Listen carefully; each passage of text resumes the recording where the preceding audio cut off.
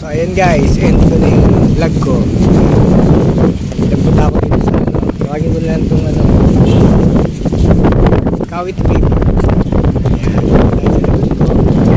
may tulay doon sa likod ko. Tulay na yun, ano, right tayo dati. Kasi dati noon ay mga siguro ang daan ng mga sakyan na yun. Tulay na yun dahil nabubugbog ang bahay. Nando Shrine, kaya yung mga sakyan dito na sa likod ko. Ayun guys, ang Kawit River, pinakita ko lang para kompleto. Dahil napakita ko naman sa vlog ko yung mga paligid ng Aguinaldo Shrine mula Freedom Park na loob. Medyo mahaba. So ayun guys, ito lang. Ganito lang yung vlog ko. Dalawa lang na vlog ko ngayong food. Yung Hidden Tapsihan, tsaka itong Freedom Park at Aguinaldo Shrine. Ang pitong aso dito. Aso. Tsaka natin ano, balik na lang tayo dito guys. Pag ano, vlog ko din yung ano, ayun, nalimutan ko. General Baldomero Shrine. Yan, magandang binakayan daw yan. General Baldomero Shrine. Kamubukas lang daw sa page yan. Yan guys, daling ko kayo doon. Minsan lang kayo.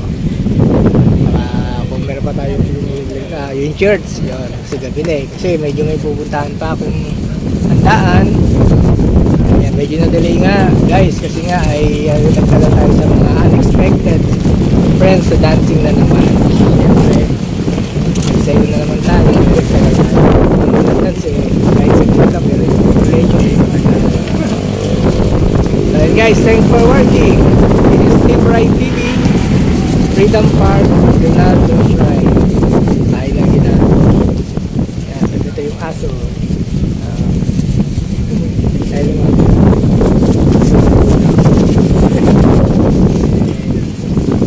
Lalaro yung aso.